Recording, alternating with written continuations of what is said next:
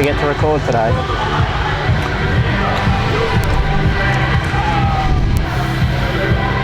It's a big good game, actually. Will be. I think these teams match up really good. Both hurting. What's that? They're both hurting, so... What, physically or just... No, mentally. Yeah. I think it'll be a good game. All right. Good morning, everybody. Welcome to Hibiscus Sports Centre in the south of Brisbane. It's another beautiful day, and we're looking at the third and fourth playoff of the WNWBL National League season for 2014. I'm, of course, joined by co-commentator Tom Kyle. Should be a great encounter. Looking forward to this one, Jeremy. I think, so comment to you earlier today, I think both teams are hurting. The Stars, obviously, Friday night getting beaten by the Victorians and couldn't seem to get their mojo going. And last night, in what I consider a shock upset, the Victorians have come home over the Bears. So the Bears have got something to prove here. I know Kylie Gauchi yesterday had 4 from 17, so she's certainly not going to have that sort of game again today, I would suspect, not with the work she's putting in. And I think Kathleen O'Kelly-Kennedy is going to come out and try and attest for, or make up for the stuff that happened last night when she had the opportunity to clinch the game. So they look determined, both teams, so this should be a good contest. As we, of course, welcome viewers all over Australia and indeed all around the world with some interest from, of course, the University of Alabama with Yannick Blair, Jordan Bartley, Ryan Morrich and Kobe Crispin, some of Australia's finest young and experienced talent joining us for the telecast. So as we get underway, we've got Sarah Vinci. She's able to retrieve the ball from the tip with the three-point specialist, Georgia English. She lit it up the other night, finding range from deep. Gets it the ever consistent Amber Merritt, but she can't connect. But it looks like an offensive boards here at the Georgia English, and good start here. She's looking for the three-point shot. Ooh. Can't connect it. It was online though, Jeremy. Just didn't have the depth. You see the Bears will get a... Oh, look like they broke the defence down not too bad. They're a bit more ball movement, but we'll see the Bears. They'll get their first chance as an offensive opportunity. As we see John Triscari. Just asking why that wasn't a reset of the shot clock, because Amber Merritt put up the shot.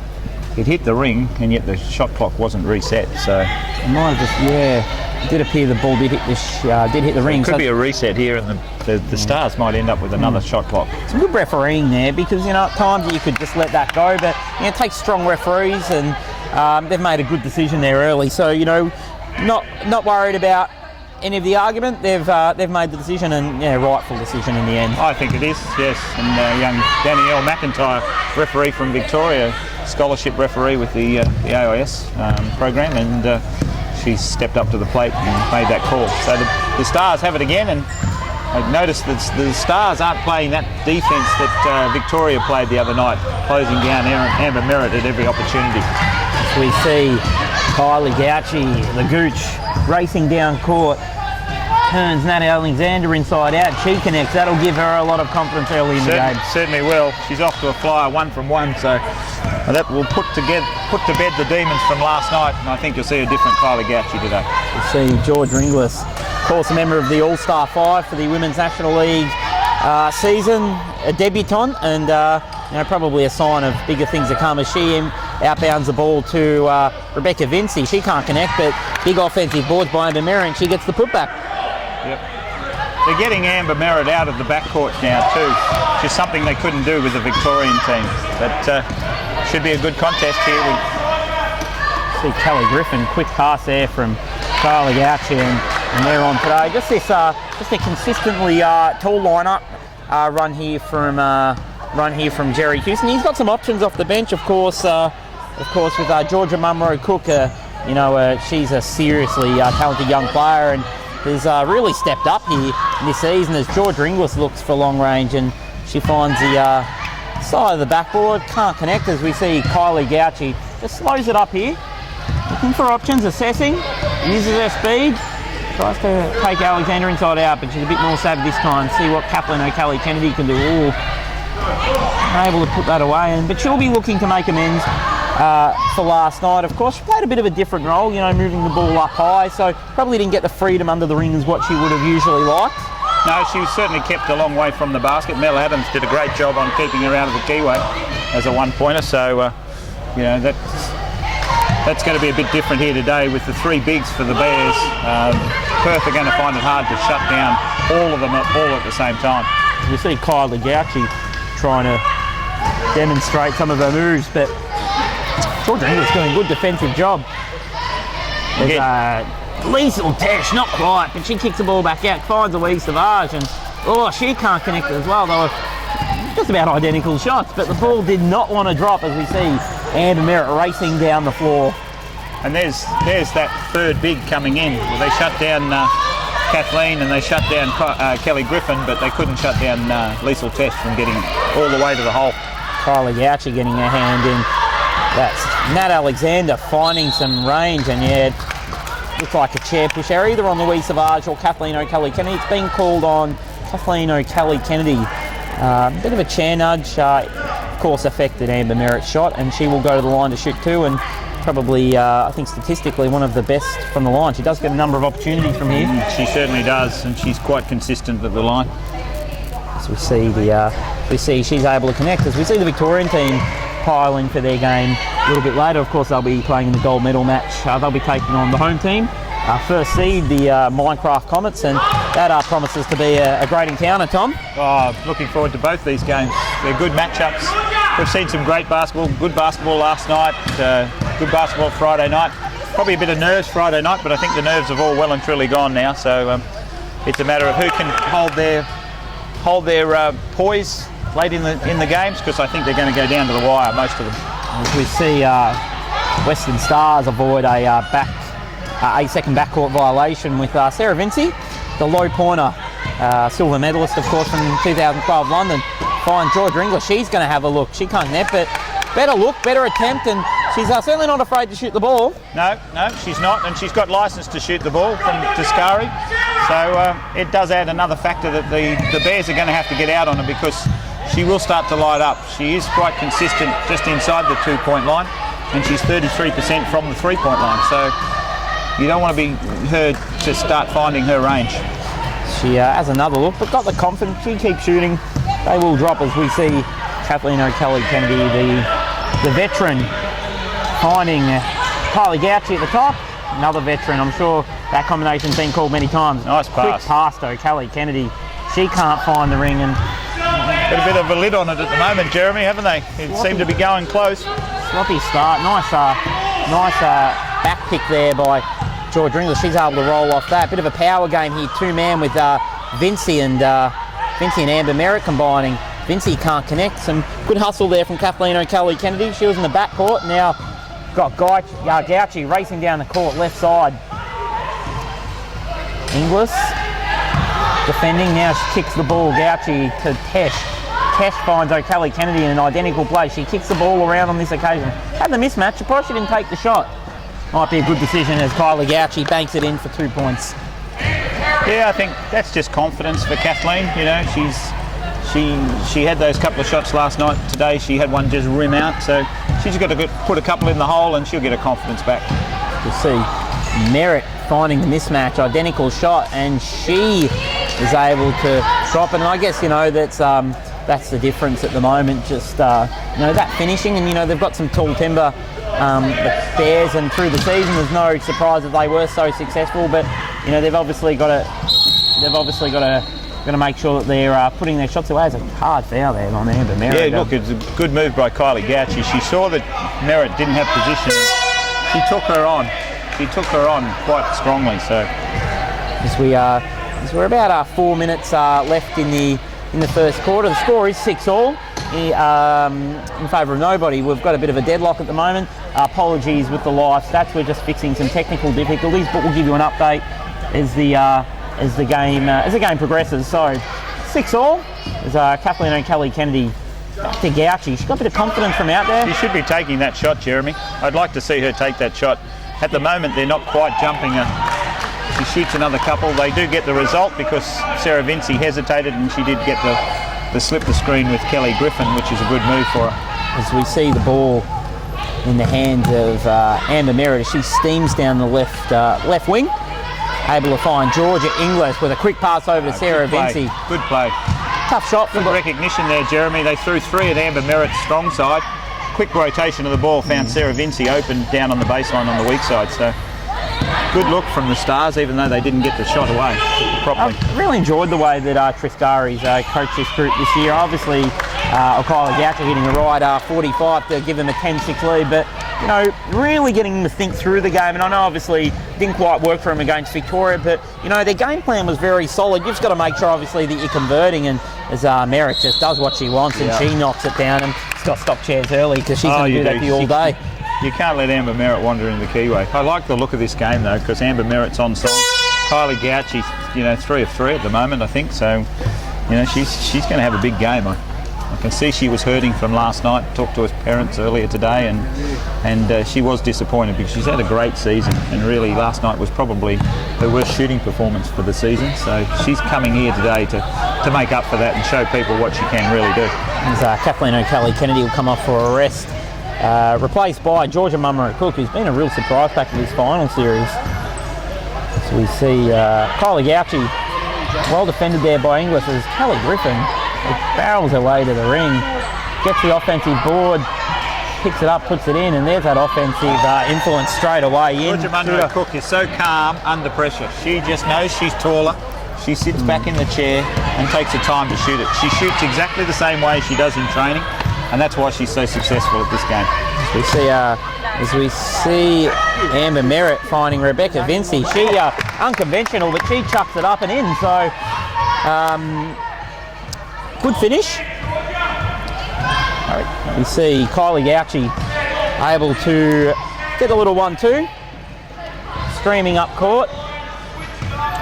I like the way she's pushing the floor because that really breaks the defence apart, and they have to really recover hard to the baseline to cover that, which allows the bigs to trail in underneath. So I like the way that they're working here. Amber Merritt doing the same thing.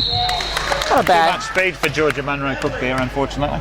So, yeah, look, it's a real tricky one. Obviously, Georgia up so low in the court, but if you're not going to stop Amber Merritt's chair higher in the game, that it's you know, it's obviously very hard to stop her. And you know, she's really one of the elite pushers in this game.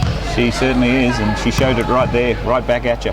So, look, this is and she's able to give the Western Stars a 13-12 lead, and I think Coach Triscari will be very happy with the start, being able to have an early lead and playing some good basketball as the Goot. She steams through the middle as Amber Merritt's able to deny.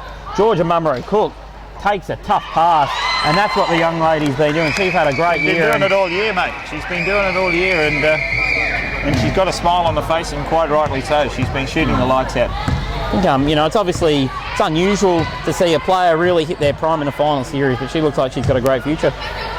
Yeah, so, I'm excited. You know, looking at the training she's actually had to date and what she's capable of doing, I think with 12 months under her belt, we've got a rising star there that'll be in the game for many years to come. So obviously we talked about it a little bit last night. She's obviously one that you'll look from an under 25 perspective, and you know, that group looks like it's a really nice progressive group with girls like herself and Laura Baseggio who'll be, you know, in that bracket. It's looks like a very exciting time, and the development with those young girls has just been enormous over the last 12 months. That's the thing. I mean, we've got a super group of gliders at the moment. We absolutely do. You know, the result in the World Championships was not reflective of what they're capable of, and I'm sure, you know, we hurt from that. We're going to come back stronger. And then you see the group underneath that main group. It's exciting times because they're going to push the main group to be even better, and I'm sure the main group will respond from that. And I've got a tough choice, you know, and that's the sort of choices I want as a coach. I don't want to have a team that picks themselves. I want to have a team that really works over each other to make each other better. As we see Goucher finding Mummerow-Cook, she gets it up, but it's not going to count. A bit unlucky there. The ball, they look to get it in, but fortunately the clock just beat them. Got a bit bogged down here in the backcourt. It did, but good awareness. They tried to get it away early.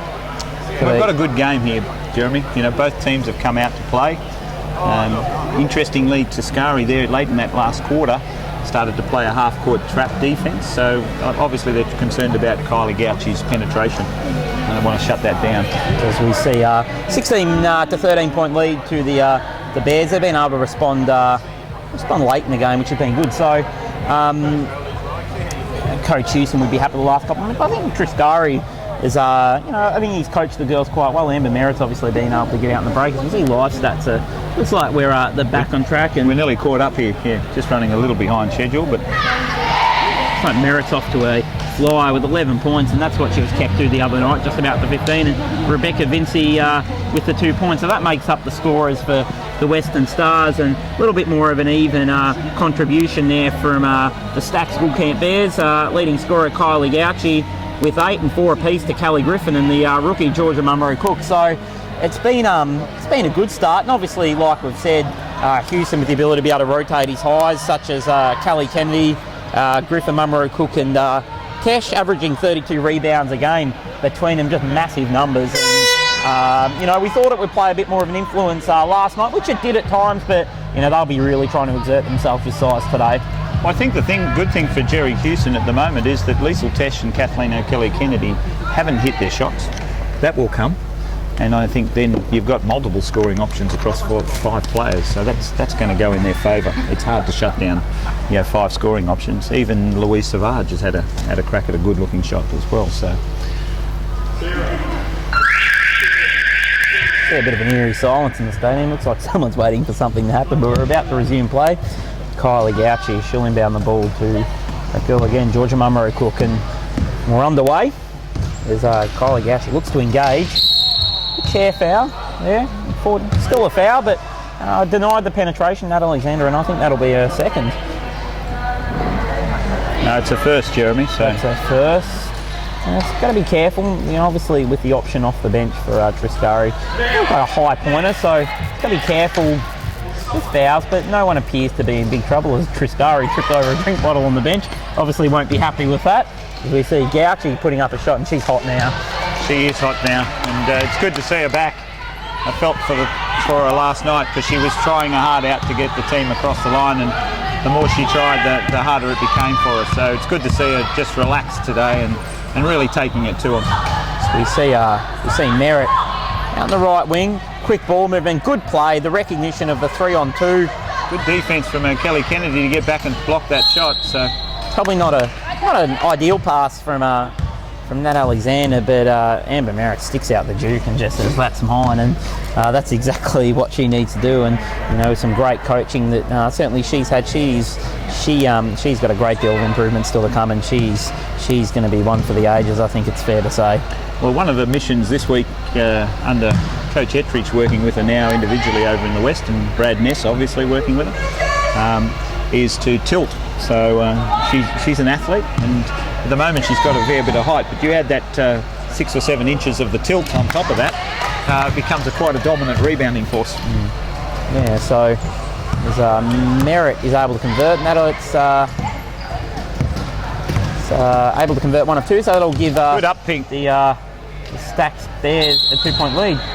A great up pick there from Vicky Rosso has just come on. Now Vicky is an interesting character, first year in the National League. Again, only been playing for about 12 months, and a great recognition from the young kid there. Really good to see. She's getting her first opportunity this weekend. Here's in the final series, and she's obviously a one-pointer and someone that you would be quite keen to continue to develop with. Low pointers to find very good ones can often be quite hard. You've got a nice bank of them at the moment, but yeah, well, we've got her and a sister, Emily. They both play for the Bears, and great young kids. So I'm hoping for the best for them. They're in the 25 squad as well, Jeremy. So there's some more in that squad. Liesl Tesh got away with a bit of a lift of the back wheels there, but and maybe a trouble as well. So she bangs the ball in, and I don't think she called the bank either, Jeremy. So. in our day we wouldn't have taken that sort of shot. Like I said last night, that I would accept baskets no matter how they went in. So as we see Amber Merritt, 2-man game with Vinci. Man out here that the low pointers do battle, and a nice pass, but Kathleen and Kelly Kennedy just played the percentage as well and stuck the hand up, and she locks that out. So Kylie Gouchy trying to take on Sarah Vinci. Some nice defensive lines there, denying picks. Yeah, they're closing up the keyway now to try and stop the bigs getting inside, but Tesh with her aggression. That's an outstanding pass, but good look from Georgia Munro Cook, couldn't get it to fall, and as we see Sarah Vinci, she'll stream away with the ball. Smart play, releasing the ball before contact. Merritt Gauci shutting down the zigging and zagging. Rebecca Vinci with that unconventional shot. Scary wouldn't be happy with that after having a 4-on-3 fast break there. Can't get it to go. Yeah, foul there on Sarah Vinci, creating a bit of interference on the side wheel of Kylie Gauci, knocking her off balance, and that is a foul. First for Vinci, so not too many concerns there. I'd like to see the Bear camp, the Bears actually start to do a bit of dead time picking. A lot of notice there coming back in the back court. Well, they just allowed the Stars to roll back into the defensive set at the Keyway. So if they play a bit more of the dead time, they're going to get players out, and that's all they need, 1 or 2 out. As we see Amber Merritt zigging and zagging, nice little 2-man game there, 2-on-3, and they nearly get the job done. Sarah Vinci deciding to have a look and nearly being able to connect. She had her sister Rebecca, but maybe pulled rank there a little bit. I think that was the right option, to be honest. Liesl Tesh was headsing. It's a good look for her. She can hit that shot. So I'd encourage that. Gauci with a nice lean in. She is that hot at the moment. You probably can't do a lot about that, to be honest. When Kylie Gauci, she probably is the smallest player in the country, and when she's posting up, you know she's confident. Well, she dodged a bullet there, because I think she did the same as Liesl Tesh on the previous play of lifting the back wheels and got away with it. So good luck to them. I mean, the referees are letting it play, and I like that. As we see George Ringles curling out, Kathleen O'Kelly Kennedy onto her play, and she's going to have to put this up, give it to Merritt, and Merritt turns around, can't connect, doesn't hit the side of the ring, and that will be a 24-second shot clock violation. Just probably held the ball there a little bit too long, Inglis, and probably waited for the contact. Tesh came at her, and that just proved enough to shut down the play. I like what I'm seeing here from the Bears. Very similar to Victoria last night. They came out in the second quarter and really put the defensive pressure on. And the Stars are suffering from that. They've only got the 1 point so far for this quarter. And, we're nearly 4 minutes. Well, we're 4 minutes gone now. So Kelly Kennedy being able to kick the ball out to Tesh, but the ball rebounds back to Tesh long boards, and it'll go back to her as Tesh tries to draw some chair contact. Can't, but she kicks it back to Kelly Kennedy, as you said. Nice up pick, and Tesh bangs it in again. Unconventional, but oh so effective. She's got an unusual shooting. She just sort of pings it at the ring, but over the years it's been effective for her. That's the thing with her aggressive style, and she's got a long chair, so she does draw a lot of chair contact. Maybe a bit more of an older school style where they look for that chair contact at the front, but just a smart player and just able to be so effective as Kathleen O'Kelly Kennedy gets the boards from an errant Amber Merritt shot and kicks the ball out to that lady again. Still, I like the look of Amber Merritt shooting that shot, and she's just got to come out and do that. When you're not moving on the scoreboard, you want your big player to be taking those uncontested shots. As Kathleen O'Kelly Kennedy can't get the shot to go, but we have Amber Merritt streaming up the court. Unfortunately, just clipped there by Roswell's number 14, and she'll pick up her first. Not a bad foul. It's actually a good foul because it allows the defence to come back in. As we see Kathleen O'Kelly Kennedy get a break, and out here by Tristari. So far, it's been an interesting encounter at times. At times both teams have really threatened. It's got out to a 10-point lead here to the Gould Camp Bears, but you feel like the Western Stars are still in this game. It feels like it's a lot closer than that. Yeah, look, I think the key statistic for me, Jeremy, is the number of assists. For the Bears, they've got 5 assists at the moment, and the Stars are only on 1. So that just goes to show how much they're moving the ball around. And those number of assists could have been a lot higher if you look at the game, the number of shots they've missed under the basket from good passes to get inside. So they've come to play in the second quarter. The Stars need to lift here. They need to just settle, get a couple of good looks. I like the look of Amber Merritt sitting up behind the screen and taking those shots. That will make the Bears have to react. Amber can hit those shots quite consistently. She's a 60% shooter from the floor. So if I was Descari, I'd be setting her up, getting those shots, letting the Bears jump us, and then see where we go from there. So for me, the Bears, at this stage, if they keep this going, we'll probably wrap this game up early in the third quarter at the way their defence is playing out. It'll be interesting to see what Tristari's come up with. We commented on the other day, although Perth weren't able to so-called get their rhythm of their game on the first night. You know, some enjoyable basketball where they were moving the ball quite well. And we feel if they could get back to that, they're a real chance in this game. Yep, and they've got to move the ball because they will overplay Amber Merritt. We see the ball inbounded to the girl of the moment, Amber Merritt. Can't get the pick there. Bit of heavy chair contact by Kylie Gouchy, but that won't affect Amber Merritt. She's a powerful girl. She has to get the shot up, and they've missed the opportunity. And that seemed like a very quick shot clock. It was a very quick shot clock. Not sure whether there may have been an issue there, but John Triscari doesn't seem to be annoyed by that. So it was. You remember it was a foul before the timeout. So yeah, it was. Was probably inside the 14 seconds, so they only got the 14 seconds on the shot clock. Good point made there, Tom, as we see Kylie Gouchy, and unlucky. It looks like that it may be a Western Stars ball, but I think she might have got away with one there as Amber Merritt puts her hands up and says, that wasn't me, but you know, you take what you can get as Rebecca Vinci will inbound the ball to Merritt, and a bit of a different look here. The last couple of offences have gone to Merritt, looking for a bit more of an up pick as Merritt. She dribbles around to the left wing and maybe looking to crowd a bit more space. There's the overplay right there with the three, and there's the passing. They just need to put those shots away. We see the long arms of Merritt unable to deny. Good push there by Sarah Vinci just to break up that play and deny the shooting angle as Amber Merritt. She'll dribble up the court, well defended by Gouchy, and they're really starting to put pressure on here, Merritt. They're recognising that she's doing the shooting damage. They kick the ball out. Vinci's working well for her though. She just needs to trail Vinci to the hole. There we Sarah go. will. She's a great little picker, and she will take it right to the bucket. Got to be careful. Just sticks to that. Got to be careful here, the Western Stars. Make sure they're getting the ball into shooters' hands. Of course, Rebecca Vinci, not a known shooter. Obviously, looking to look to Georgia Inglis and looking to Sarah Vinci to shoot that ball. Probably not a bad foul there, just denying Teshka onto the basket. Like we said before, sitting in front of her chair and drawing that foul, which is a good move, and you know, one that she's been very renowned for. That'll be a second foul, so.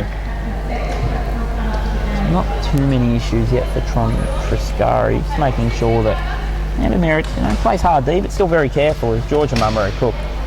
Dodged the bullet there. She has threatened to break this game open on a number of occasions. Certainly dodged the bullet there. I wouldn't let her sit up and shoot just uncontested.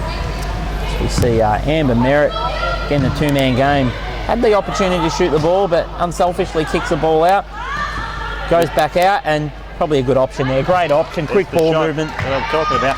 They are overplaying that side now, but the weak side is not moving. So Rebecca Vinci and Sarah Vinci in that instance were sitting watching the ball instead of recognising the defender going away and opening the space for them. So they need to be aware that they're going to overplay Amber Merritt, and they're going to have to be in play for the next rotation. We see Rebecca Vinci guarding the slippery Kylie Gouchy. She'll line up for a three and she can't connect, but probably not a bad look. Late in the shot clock. Good look. You see the ball will go back to the Be Active Western Stars. Of course, Be Active, the main sponsor of the Western Stars and the National League, Men's National League champions, the Perth Wheelcats, as well as the Stacks group also being able to sponsor the Bears for a long period of time. So of course we acknowledge those sponsors who do a great job putting these teams on the park, and without them they certainly wouldn't have had the success that these teams have had, and they've had their fair share of success. Yeah, look, they're great partnerships. I think it's a good relationship between all sponsors. But obviously Basketball Victoria, we've got a technical foul here. Technical foul on Liesl Tesh by the look of it. Not sure. Won't get an explanation for the technical foul, but Amber Merritt certainly not complaining. She'll go to the line and shoot two, and that will be a possession as well to the Western Stars. Perhaps a technical foul on Liesl Tesh? Yeah, I didn't actually catch what she was actually going on about, but I thought it was certainly a technical foul on her. As we see Amber Merritt being able to connect in the first of two.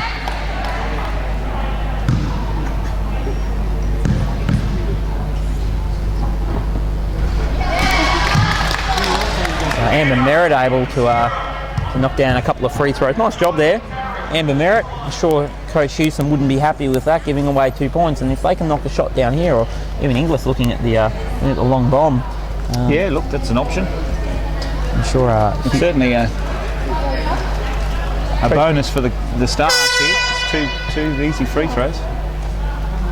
And we've got a sub coming into the game. Louise Savage will come in for a rest, and Mel Collins, the ex-Paralympian low pointer, she'll come off for a rest, and some more of this, I guess, working the bench, so to speak, and rotations, which is something obviously that you would use pretty highly in the gliders. Yep, certainly. Rotate the players, keep them fresh. You see Sarah Vinci not able to connect, but John Triscari quite happy with the shot decision, and once again, nice shot. It's the shot that obviously highly used, that 45 shot, looking to bank it in. See Kylie Gauch, she's gone a bit cold, but Kelly Griffin able to get the rebound. That's a tough shot over a tall defender in and it looks like referee has spotted a foul. Might have been a chair push from behind. It was a hand foul on Kylie Gauchi on that one. Unfortunately, the pass from Tesh to Gauchi was not executed too well. Kylie had to lean forward to pick it up, and that caused her not to set up properly for the shot. So it all comes down to execution in this game, and one pass 6 inches off the mark can take you out of your rhythm.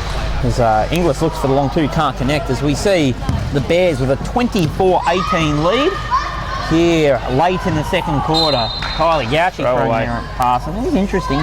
He obviously is a very effective player, but he is averaging between 5 and 6 turnovers a game. So although she is quite effective, just an area of a game that this season she probably is looking to tighten up, and can become quite troublesome when turnovers particularly result in scores. Yeah, look, I'm not too disappointed with that as the Australian coach, because one of the things we've identified with Kylie is her left-handed hook pass, which she doesn't use a lot of. She tried it there, not effective, but the more she practices it, the better she'll become. Kylie Gauchi, 99 times out of 100 they go, but unfortunately that's the one that didn't. So George Inglis controlling the ball, does a good job, loses balance but finds a good pass to Sarah Vinci. He goes back to Inglis, defended by Savage. There's no picking happening here from the Stars.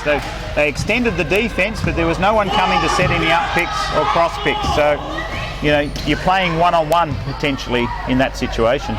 Triscari yelling out, stop the ball, they did, but it was all too late, and Savage gets onto some handy work by the Bears, and she'll collect the 2 points. The Bears funnel back into their zone defence now, and that, again, means the Stars are going to have to shoot from outside.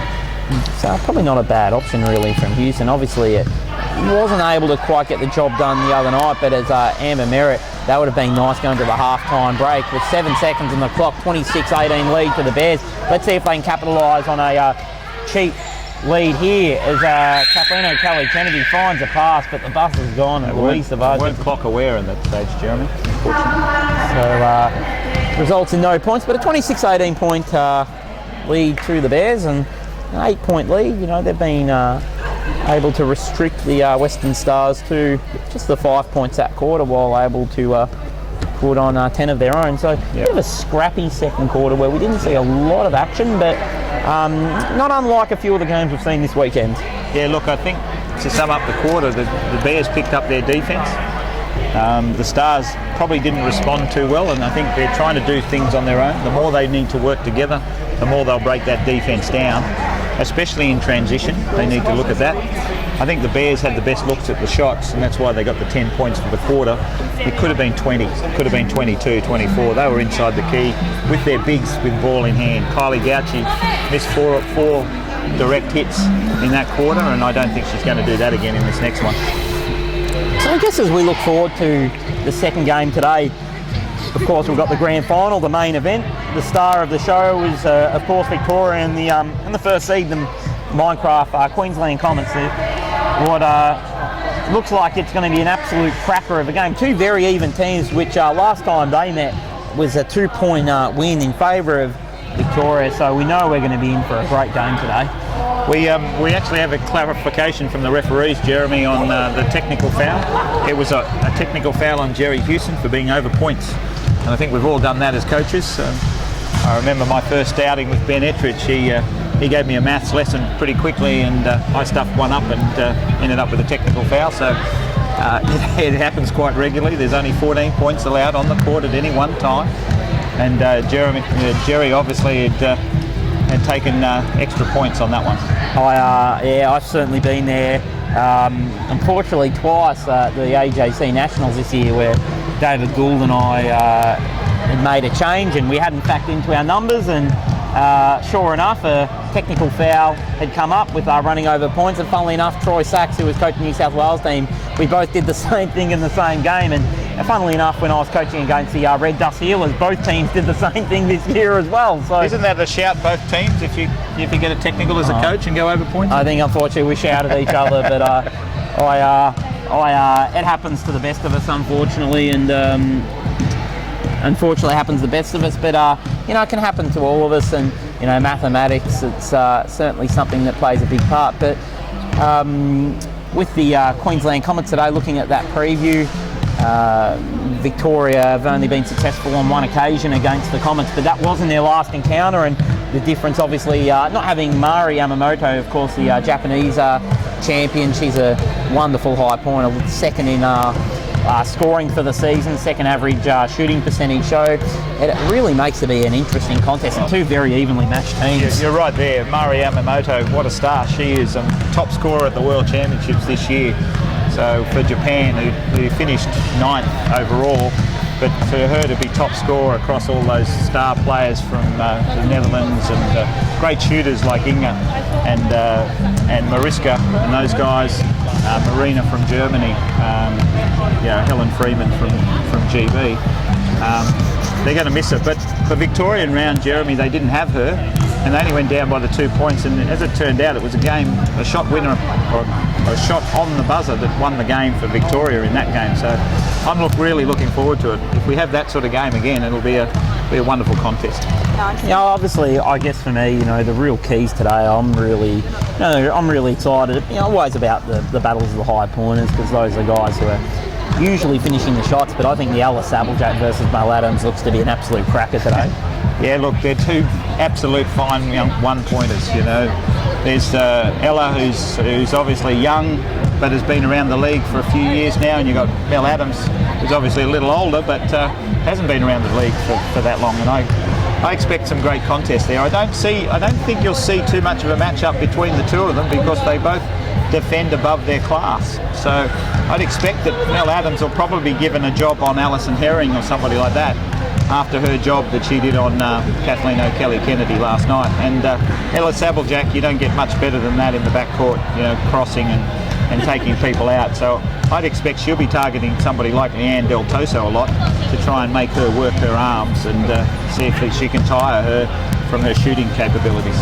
Now, I've of course had the pleasure of coaching Alice Applejack and Shelley Cronau in the Men's National League this season, and they averaged just about identical minutes with about 160 each, which equivalents to about 10 minutes a game. And obviously Alice Applejack is a rookie playing as a zero, which is an outstanding to do in a men's league, and she played valuable minutes in an overtime win, as did Shelley Cronau. So look, they're seasoned campaigners, and they'd be ready for this opportunity. But of course, from Victoria, having Tina McKenzie and Leanne Del Toso, they've been part of some, and Shelley Chaplin been part of the Victorian contingent through those last few years, who've been able to bring home 2 Women's National League championships. So it really promises to be a cracker, and 2 real contrasting teams, where you've probably got a quick transition team of the Comets, who on their day can really produce some fine defensive efforts with their chair skills, versus a really solid,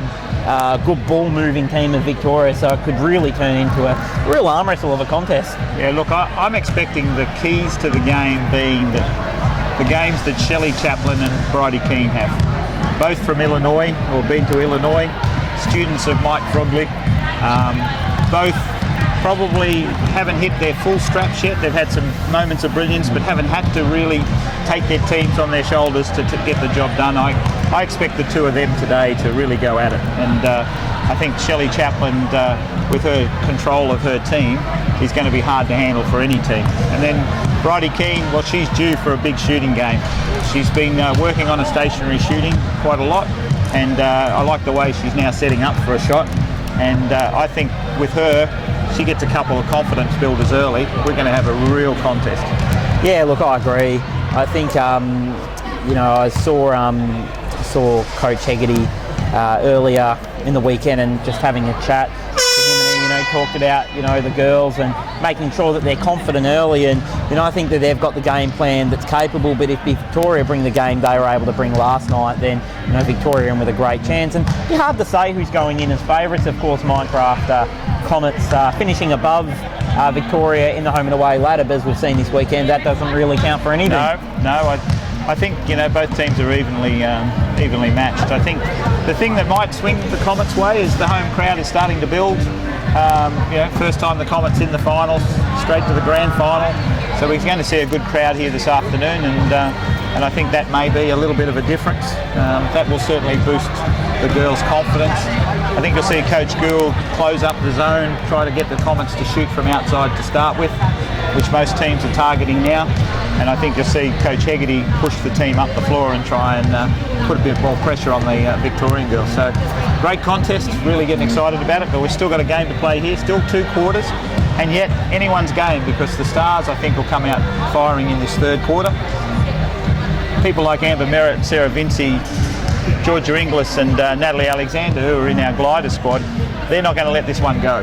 They're going to have a crack at this, so I expect that Tuscari will get them a little bit more fired up in the defensive end, and we might see some changes in the scoreboard in the first 5 or 6 minutes. As we see Tuscari, you know, obviously a very cool character, as we mentioned over the weekend. He's one of the good guys of the sport, and you know, a veteran of able-bodied basketball with over 300 games of state league basketball coaching under his belt in WA, and with Houston, you know, probably the most experienced wheelchair basketball coach in the country, and of course gold medalist in 1996, and it's a really a contrasting kind of coaching style. You know, Jerry's a very passive kind of coach, and you know, works with the girls, and you know, John's very up and about, and you know, really motivates them. But both get the best out of their players, and certainly both legends of this sport. Look, I agree with you. John's the Italian, and that comes out in him. I'm pretty sure he wouldn't mind me saying to the viewers that this is John's last game of coaching the Stars.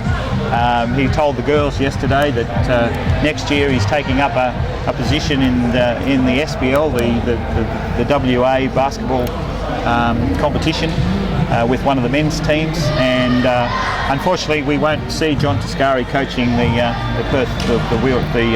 Western Australian Stars next year. So I think the girls will be motivated by that a little bit. They'll be pretty keen to do him justice on his farewell game. And as you say, Jerry Houston doesn't look rattled at all by too much. I wouldn't say he's a hard taskmaster, Jerry Houston, and he expects a high standard from these girls. So we're in for a good contest, Jerry. We see Amber Merritt and the Western Stars will resume with the ball. First possession after half time. We've got Inglis at the top. She's nice and open, but she decides not to shoot the ball. She'll kick it over to Amber Merritt on the right wing. Nice little pick and roll. Fakeroo up and up. Can't get it in, Sarah Vinci, but nice offense to start the game. And I would have liked to see Sarah Merritt open the space there a little bit more for Sarah Vinci. She didn't really move away from Kelly Griffin to give her enough of a look. And defensive breakdown as Kylie Gouchy. Kylie Gouchy again. As I said, she's going to start making baskets. She drives up and through the middle and in, and that's obviously disappointing defensive communication. Just a little bit of talk, and John Tuscari wouldn't be happy with that start. As we see Inglis once again, Tuscari not happy with Georgia's ball movement, but does find Merritt, and Merritt puts it in with a big hand up in her face. But Kelly Kennedy right in her face. Couldn't do much more there at Kelly Kennedy. Good defence, but on that occasion, Amber Merritt too good. So Natalie Alexander aware of Merritt, looking to shut that down. Good move there by Georgia Inglis, looking to give up. Looking to give up that play, and big block. Georgia Inglis be happy. Great play from Georgia Inglis. She got a block on Liesl Tesh. She's quite a tall player for a 2.5 point classification. I do notice that she's quite a high rebounder in this team. Yeah, she's got good reach. She's got good perception of where the ball's coming to. So you see Liesl Tesh inbounds the ball up the middle to Kelly Kennedy, gets kicked back to Gouchy, who'll sit behind the screen on the left side. Vinci gets a bit of chair contact on, and that'll stifle the scoring, and they will rack up a 24-second shot clock violation against the Gould Camp Bears, and the Stars and John Chris Curry be very happy with that. Yeah, well, that's just poor awareness from two very experienced players not to know where the shot clock was. So I think Coach Houston probably not too happy about that himself. We see Inglis move the ball, and unfortunately can't hit Merritt, but be retrieved by Sarah Vinci. 9 seconds on the shot clock, 28-20 point lead to the Stars, and Georgia Inglis can't find anything on that occasion. And look, her form has dropped off towards the end of the season. She's had a lot of university work in the last 2 months, and I know that her training levels have dropped, and it's showing now in her shooting. So if you want to be a good shooter out there, you've got to put volume into your shooting. So as we see the Gooch, Kylie Gouchy finding Kathleen O'Kelly Kennedy. She can't connect again, and that draws the foul. So. Been called a foul, and Kathleen O'Kelly Kennedy trying to get herself between Vinci and Merritt to defend the ball with Merritt, but they're a little late, and that will be adjudged a foul as Amber Merritt will inbound the ball to the point guard, Georgia Inglis, and now they're quite aware, not shooting, but Tesh comes out, and that's what's opening up the space. When Tesh comes out, that's going to be a foul. Yep. You'll probably take your pick on Tesh or Kelly Kennedy. I think Tesh got the ball. I don't think she was called for the foul, but the referee's going to call it. I thought it might have been O'Kelly Kennedy with the chair, or she might have called it on the chair. May have got some chair contact, I think, from behind there, but it certainly brings them back into the game, though, if Merritt can hit both of these. Tesh happy to take the foul by the looks of it as well, to protect teammate O'Kelly Kennedy.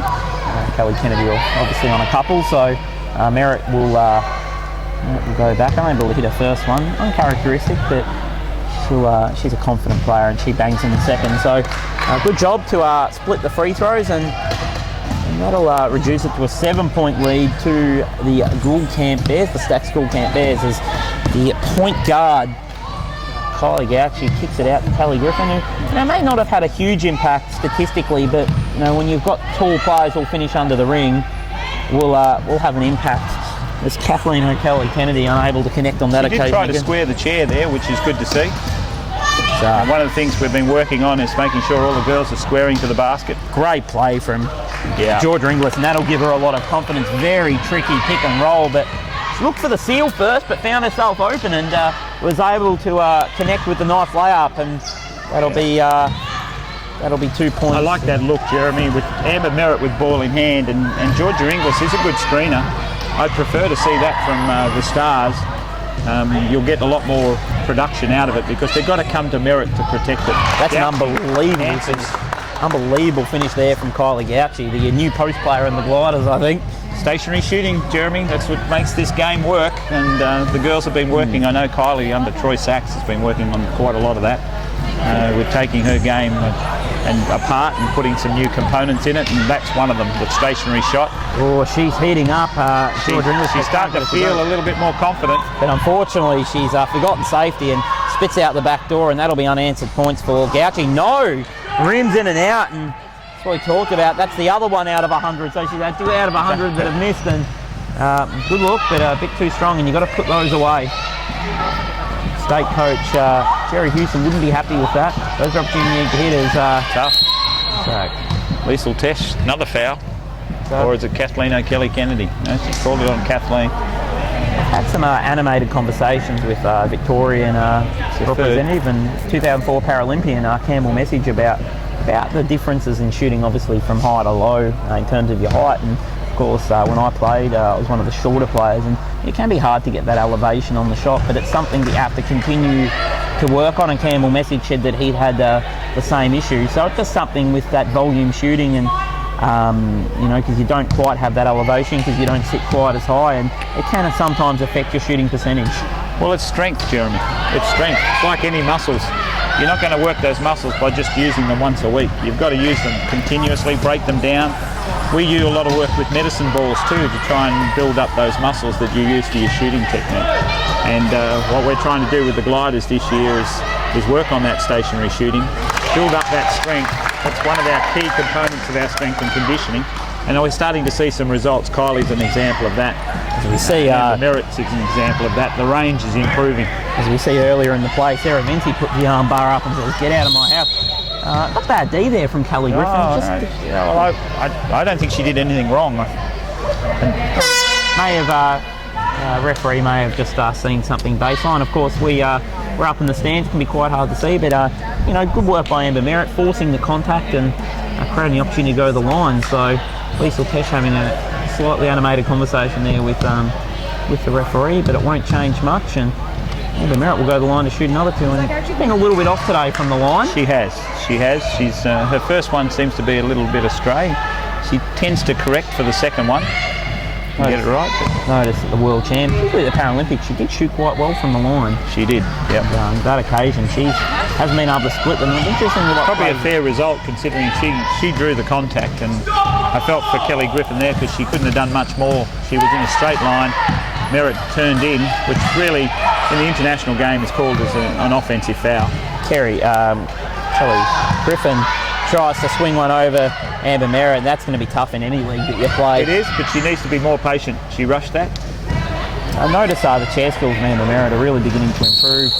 And, she's drawn another foul, bit of contact with Western Stars player Knott, who's actually not participating in the game, but she's found herself in the action, and that's in bonus, so 0 to 5 foul count, and she will go to the line again. And a tough foul there.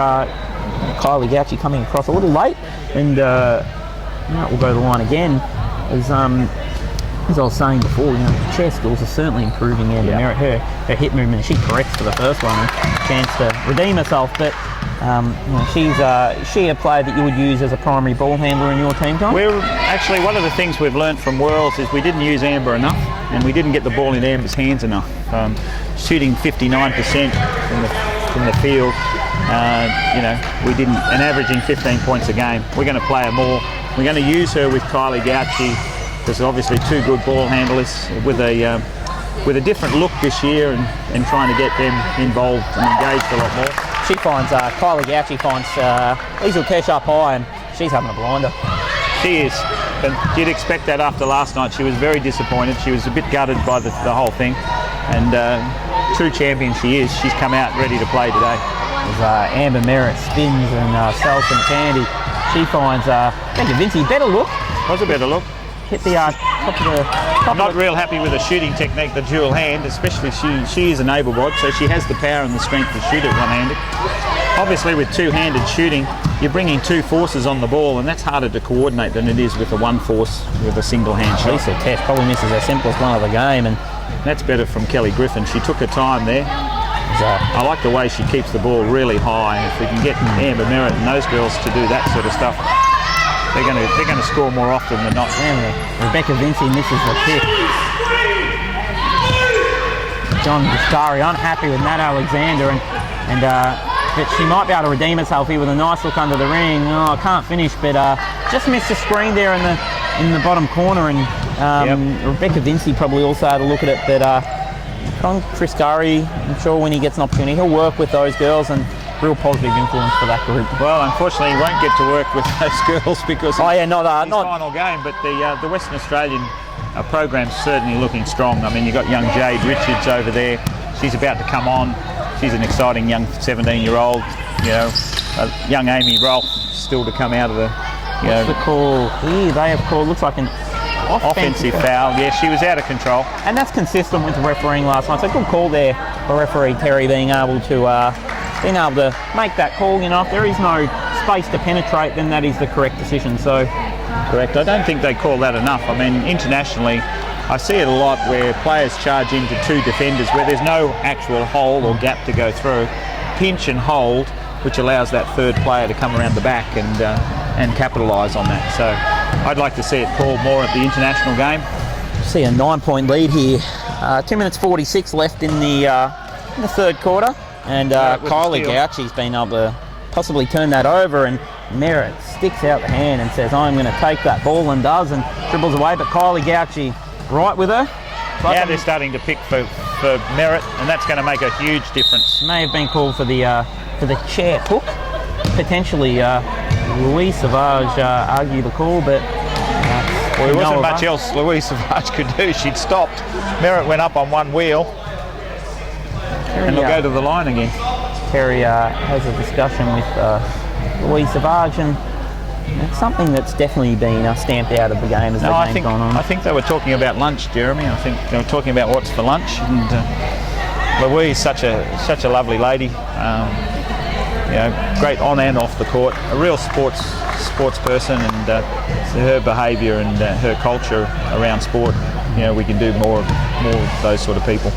Absolutely an outstanding athlete. Her record speaks for itself, and well recognised in the media. I'm to believe that she was presented with a book on This Is Your Life, which was a show hosted by Mike Mummerow many years ago. So, you know, she's well recognised in the media as one of the true great, not the Paralympic, one of the true great Australian athletes. And absolutely, Joe. To have her involved in wheelchair basketball is just an absolute honour. And, you know, a real credit to this sport as Liesl Tesh tries to penetrate, like we were talking about before. Maybe wasn't out of control on that occasion as the ball's kicked out to Gauchi. She slips through. Georgia Inglis sits with her. Georgia Mummerow Cook, excellent pick to open up. Better defence from the Stars there, and they're on the races. Oh, Tesh with a hand. Jade Richards with the pick up. And a great pass from the young girl. Great pass, Jade Richards. But the Perth Stars, or the Western Stars, will get the ball back. And here we have a timeout called here. So perhaps to John Triscari, and he'll use his timeout to chat. But good start there by Jade Richards. Yeah, I'm very impressed. Very impressed. Chair skills already for a girl. It's only just, you know, her accident was March or April this year. So, Jeremy, you know, it's great to see her just get on with life. And you know, we know the benefits of getting involved in sport, and how it does, you know, refocus people. And Jade's one of those young kids that is just going to blossom in any sport she does.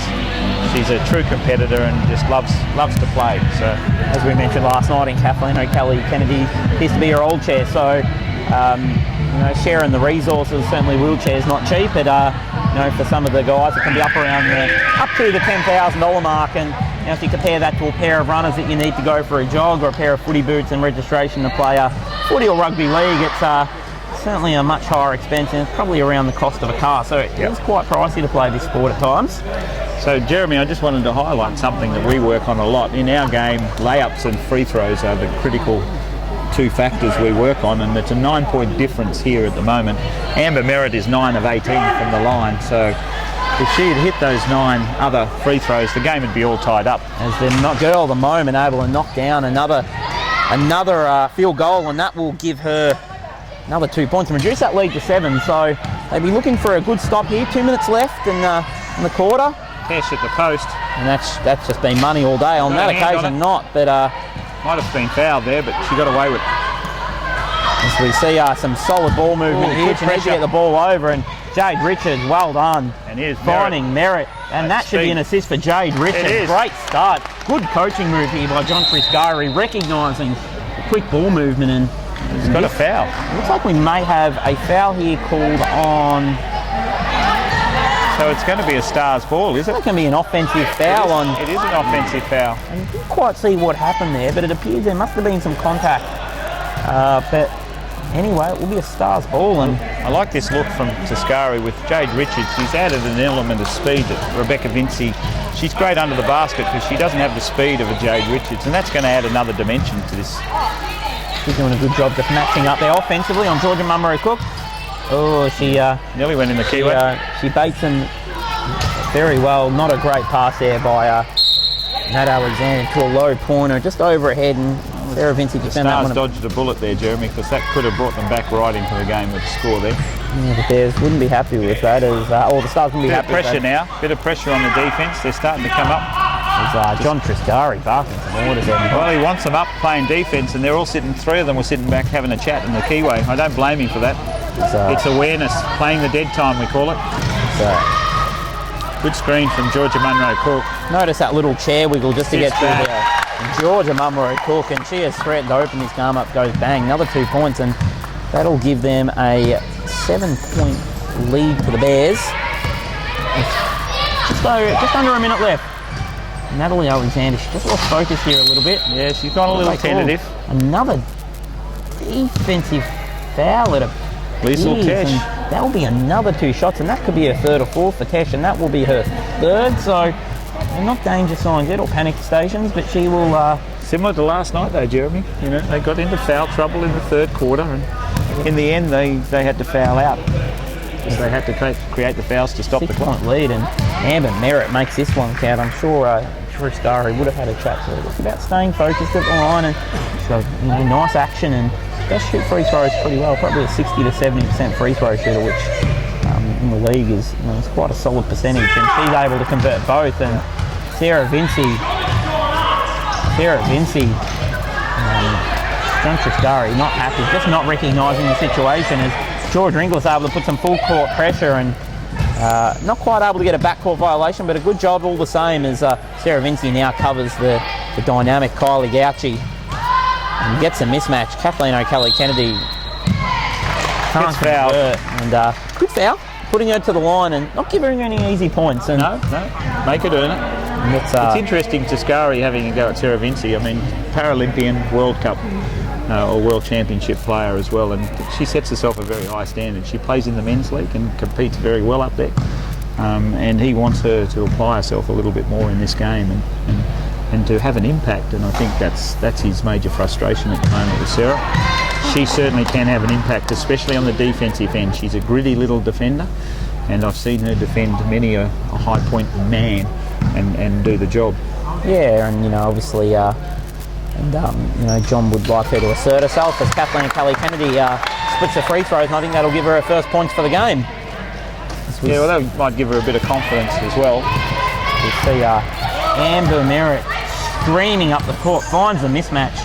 Kathleen Kelly-Kennedy able to make the good defensive read. Nat Alexander, she loves that shot. Needs to make this. She can't knock it away, but Jade Richards over the back, contests the rebound, but Georgia Mummery-Cook, got a Georgias in this league, and they've called here's the defensive foul here on Sarah Vinci. 14 seconds left. It's a 6-point lead here to Western Stars, and they've done a good job to hang in here, so they'll be looking for a basket here just to assert some dominance going into the last 14 seconds left. 37-31. Kylie Gauci up high, maybe curling out for the long bomb. One's coming to pick her though. Georgia Mummery-Cook, that'll be a tough finish. And tough for them, a Merritt on your back. John Triscari unhappy with the call. Appeared there might have been a 3-second violation, but it doesn't matter because that'll be 2 points to the Bears. And John Triscari unhappy. Probably had a legitimate gripe there because they were in the key for a long time, and as soon as Georgia Munro-Cook didn't shoot that ball and passed off, the 3 seconds should have been called. As referee Daniel McIntyre just clarifying with John Triscari on the call, and they'll work together to sort this out. But 3-quarter time, and it'll be a 39-31 point lead to the Bears, and look, very similar to last night actually. Yeah, the Bears had a 6-point lead at one stage, late in the 3rd, early in the 4th, and weren't able to get business done. But probably a little bit less foul trouble today, and if they can continue to shut down and play the game at this tempo, you think the Bears should be able to go on and win this game. Yeah, look, I think they've set the platform. They just need to stay poised now. I liked about that whole episode. Tiscari was obviously upset about the 3-second call or no call. Danielle McIntyre went over and spoke to the coach, and I know as a coach, if you can get the referees to talk to you, it certainly helps calm the situation and get you back. And we're all going to call things differently and make mistakes. So I think Danielle went over to John, explained the situation, and obviously has now calmed John, and we're back to playing good basketball. Yeah, so good play all around. As we see the Bears will go with their starting 5 in the start of the last quarter. So they're going with their Spirits lineup, of course, with 3 Paralympic basketballers, a Paralympian track athlete, and a very, very strong New Zealand National League and national player. So which is great. So with John Triscari going with his starting lineup, ejecting Jade Richards into the game, she'll come off for a well-earned rest. So the problem the Stars have got, they've only got 2 other scorers 4 points from the rest of the team. Merritt's got 27 of the 31 points, and that makes it easier defensively for the Bears. They've just got to shut down Merritt. It's not an easy task, but it's not an impossible task when you've got the one player scoring most of the points. Sarah Vinci fights for the rebounds. Merritt, nice block from behind.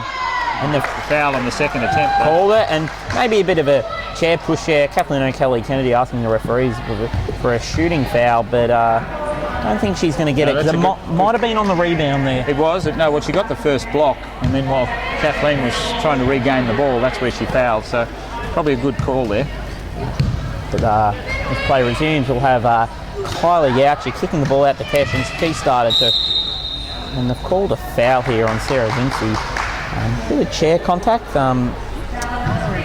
Lisa Tesh thinks she might have got away with one there, but I think she did. As we see, that's her third. So no low point options, obviously, for Triscari on the bench. As just the one sub over there is give and go from Tesh finds Louise Savage. She'll give the 1-2 back to Tesh, go under the ring and put it away. And just found the mismatch. And so you've got to make sure that you don't keep your eyes on the ball, but making sure you know where your man is. And Rebecca Vinci was just outgunned by a more experienced opponent on that occasion. You see Merritt, she ducks and weaves on the right wing, finds a teammate in crime. George Inglis is Vinci finds Alexander, who bangs a long shot, can't connect, and Kathleen O'Kelly finds the easy boards and kicks it out to Goucher. He's got himself into a bit of trouble. He needs to get the ball over, and just avoiding the backcourt 8-second violation. Kelly Griffin, LEB able to deny. A nice little block there from Amber Merritt. Another block from Amber Merritt. Kathleen O'Kelly Kennedy not able to find the range. You can see the size of the Bears there and underneath. Merritt's the only one really that can reach up to Griffin and Kelly Kennedy. So they've dodged a little bit of a bullet there. They got away with one. They pushed their chair quickly and got that tall timber under the basket. That's what the game's all about. Getting your big players down to the end of the court and getting those mismatches, and it's a much easier way to score if you can get that in the first 8 seconds. George Inglis finding some range and bang, and that's a dangerous sign, I think, for the Bears if she can continue to do that. Well, let's hope that she can light up and bring this game back for the Stars, because that's her first real opportunity of taking it and getting that shot. Sarah Vinci tries to cover, and there's that reach again of George Inglis, but Cash just that quick shot up and able to avoid that contact as Vinci does the 1-2 to Amber, and they'll get out of the backcourt here again. Yeah, well, there's the competitor in Lisa Tesh. You can see she is a competitor. She will keep fighting. There's a little battle here with Sarah Vinci. You can see Sarah Vinci can hold out Lisa Tesh, who's a 4. So a player much bigger than her, and she's holding on to her. Good foul call there on by Danielle McIntyre. Was waiting for the advantage, but obviously no advantage, and called the ball back. No, Inglis certainly caused the contact early and forced her onto Liesl Tesh there. So. Solid work there all around. There's Kylie Goucher. She'll draw the foul. George Inglis, and Tesh will inbound the ball to Goucher. Up nice and high. Well defended there by Inglis. Tesh gets the nice little pick. Everyone retreats and the ball can't connect, but Kelly Kennedy able to retreat with the offensive boards and kicks it back out to Gouch. She'll find Savage, who can't find the shot, but very effective player for a 2-point player. Yep. A lot of speed, and has a nice little shot within her range, and can't connect on that time, but it was a good look. Is Louise Savage someone that you would look at in the future as potentially someone to bring into the Gliders squad? No, unfortunately, Louise and I talked when she first started, and she's got a lot of other interests going on. She's coaching athletics as well, so no, at this stage, Louise is not somebody we're targeting. They called an 8-second violation backcourt by referee Daniel McIntyre, and that'll give the ball back to the Western Stars, and they're hanging in here at the moment. Yeah, look, they're still hanging around, but it's still 10 points, and they don't seem to be able to bridge that gap. That's the issue for them. They've had a couple of opportunities, where the Bears haven't been able to convert, and they haven't been able to put pressure on the scoreboard down the other end. Only averaging the 10 points a quarter, which is Good hands from Vinci Kylie tries Gauci. to get the offensive boards, does, but knocked away is from trouble. Kylie Gauci. Speed plus. Some good D Good work there from by Natalie Natalie Alexander. Just kept her straight line. Obviously didn't impede with chair contact. Sarah Vinci, just great play. Lisa Tex smacks the ball out of there. You can see the competitor in her right there. That's what she's there. She won't let this one go. The determination. She started with a nice friendly smile on her face, but I haven't seen her smile for the last quarter. So I think she's here for business, the business end of the season. Of course, the gold medalist in sailing in 2012 with her sailing partner able to achieve a lifelong dream to be able to find that gold medal in a different sport, but success all the same. She's a great sportsman, but at the moment, looking at the game, you've got the Western Stars only averaging about 10 points a quarter, and they're going to need at least that just to get on, and that'll help with Amber Merritt knocking down the shot, and will also go to the line. I'm not sure who the foul's on it, possibly on Kylie Gauci or Kathleen O'Kelly Kennedy. It's going to be on O'Kelly Kennedy. It was a good look from Merritt there. She leant to the left and sort of drew the hands up and then popped back in underneath to the right. That's O'Kelly Kennedy's fourth foul, so that puts a little bit of strain back on the Bears. One of the things, I guess, questions that I'll ask is, obviously looking at Merritt, she's quite a strong competitor, but not overly broad or anything, but she does sit up quite straight in her chair and does look like she has a very strong core. She certainly does. We're trying to get a bit of bulk put on her, and obviously she's a fairly slight girl. She gets built around a fair bit, so just a bit more bulk on her, just to be able to take that pressure. But she's a great athlete. I mean, super competitor, super strong in the core, as you say. She can do lots of things. She's actually a great tilter, but she doesn't use the tilt that much. So that's a new part of the game we're going to develop. But yeah, look, she's a competitor too. And you've got to remember, she's still only very young. I think she's got a very extravagant hairstyle, that's for sure, with the supporting. Well, I think she got that from Sean Norris, because I think Sean sometimes goes pink on his hair. So her boyfriend, obviously Sean Norris, MVP of the World Championships in Korea in the 2014 World Championships, where they won gold. And I think Sean likes to wear the pink hair from time to time, so that's probably where she gets it. Slippery pass there from Georgia Inglis as Amber Merritt misses what she should have put away, but she may get another chance at this as she does, because Sarah Vinci racking up the offensive boards. Big block, and Merritt smart to get the ball up quickly, because that would have been a 3-second violation. Yeah, look, I would have liked to seen her do a bounce stop there. I think that's what Descari was calling for. So 4 minutes to go. If they're going to make their move, they're going to have to make their move soon, as this is a tricky feed there. Got to stop Tesh. She's killing them, but she's unable to connect, and they're all over Kathleen O'Kelly Kennedy at the moment. Really restricted her well, but they need to dry up the scoring in other areas. Well, Kylie Gauci, very smart, just pulled the ball back out, brings the defence out with her, and that allows her big players like Kelly Griffin just to capitalise that. Scary not liking what he's seeing, and he will call the timeout. And well, again, as I said, Jeremy, it's pressure on the scoreboard they needed, and that opportunity with Merritt on the fast break was an opportunity lost. It's blown out back to a 12-point lead at the moment. They could have cut that to an 8-point lead. 8 points starts to put a bit of pressure on the Bears, and they start to doubt themselves and hesitate a little bit on the shot. But now with 12 points, they'll play pretty free. There's only 3:51 left in the game.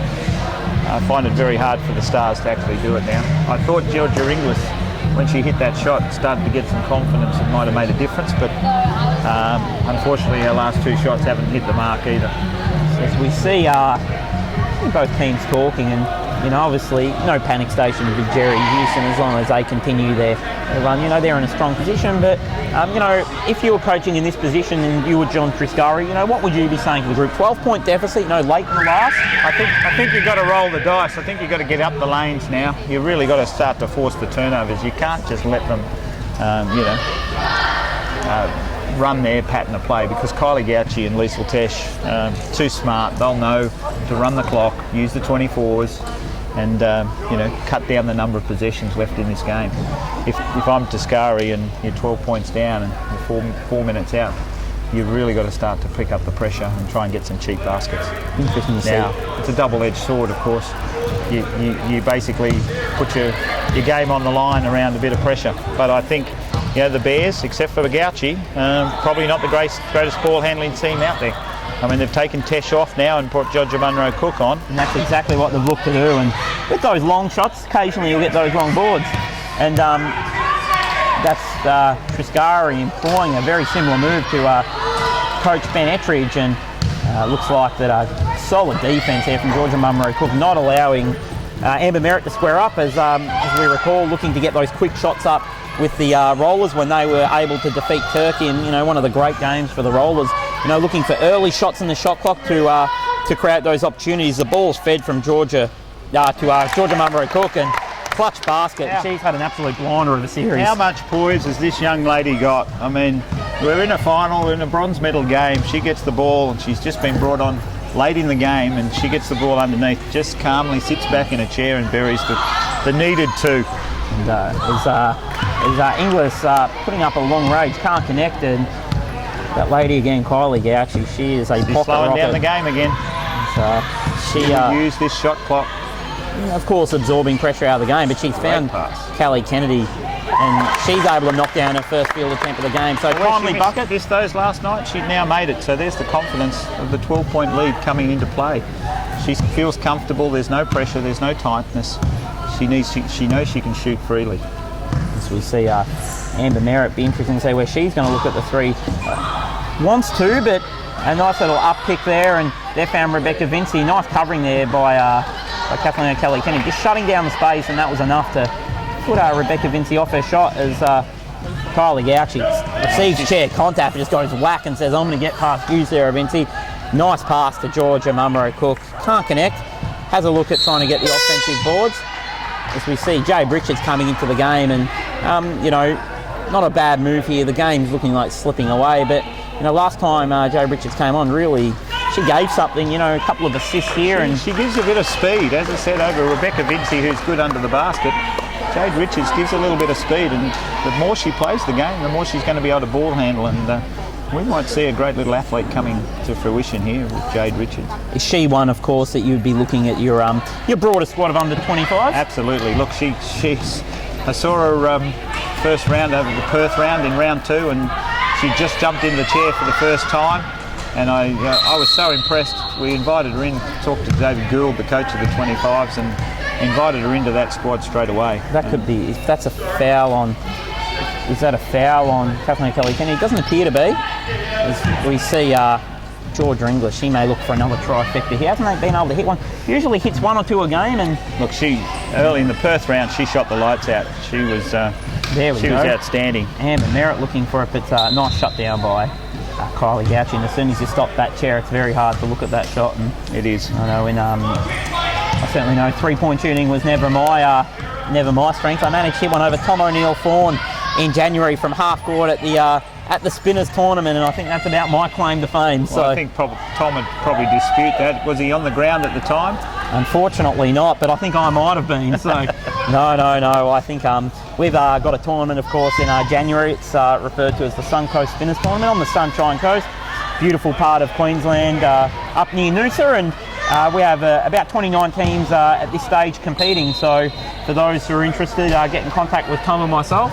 We have teams from all over Australia, New Zealand, New Caledonia, putting in teams, as well as regional Queensland. So we'll also be running the gliders and the 25s in that competition this year, Jeremy. So we think it's of value. I don't think we'll probably send you an invoice for that. Being president of that club, I think a free plug on air is probably worthwhile of a couple of $100.